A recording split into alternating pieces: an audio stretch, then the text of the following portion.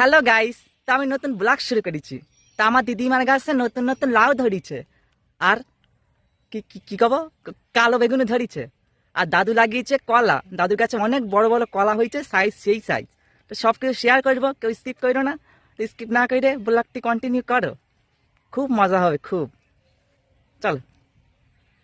তো দিদিমার গাছের লাউ দেখো শুকিয়ে গেছে, বেশি বড় হয়নি এখনো কচি। কার কার লাগবে বলো কমেন্ট করে।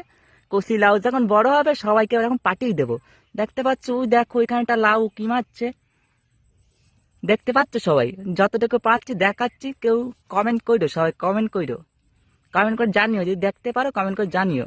চলো, দিদিমার কাছে বেগুনও ধরেছে, কালো কালো বেগুন, সাদা সাদা বেগুন, সবই শেয়ার করবো। চলো, লাউ দেখা হয়ে গেছে, এখন বেগুন শেয়ার করবো। তো তোমাদেরকে এখন দেখাবো দিদিমার গাছের বেগুন। কথাই আছে না, অল্প বয়সে পাকলে বাল তার দুঃখ চিরকাল। তো আমার দিদিমার অবস্থা হয়েছে সেই, অল্প বয়সে বেশি পাকিয়ে গেছে, তো বেগুনগুলো ছোট থাকতেই পোকা ধরে গেছে। চলো পোকা আলা বেগুনই তোমাদের দেখাই। তো দেখো বেগুনের সাইজ কিন্তু তেমন একটা বড় হয়নি, কিন্তু দেখো ওই বললাম যে অল্প বয়সে পাকলে বাল তার দুঃখ চিরকাল, দাদু ঠাকুমারা বলতো। দেখো অল্প বয়সে কিন্তু পোকা ধরে গেছে, মালে দানা পড়িয়ে গেছে, ভিতরে অনেক দানা হয়েছে। তো বেগুনের শেয়ার করলাম। এখন চলো দাদুর কলা খেতে চাই, দাদুর কলার সাইজগুলো একটু দেখায়নি তোমাদের।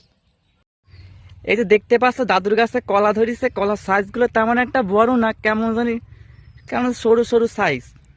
ও দেখতে পাচ্ছ সাইডে আবার দাদু আলু চাষ করেছে। তো দাদুর মোটামুটি কোনো কিছু কিনতে হয় না, আলু বেগুন, তারপর হলো গিয়ে দিদিমার গাছের কালো বেগুনও আছে, দাদুর কাছে আবার ওই কি কব কাঁচকলাও আছে। তাই এইরকম দাদু দিদিমার চাষ দেখতে হলে অবশ্যই আমার পেজটিকে ফলো করে দিই, পাশে থেকে আমি তোমাদের চেষ্টা করবো এরকম দাদু দিদিমার চাষ নিয়ে আসার। তো সবাই ভালো থেকো, বাই বাই।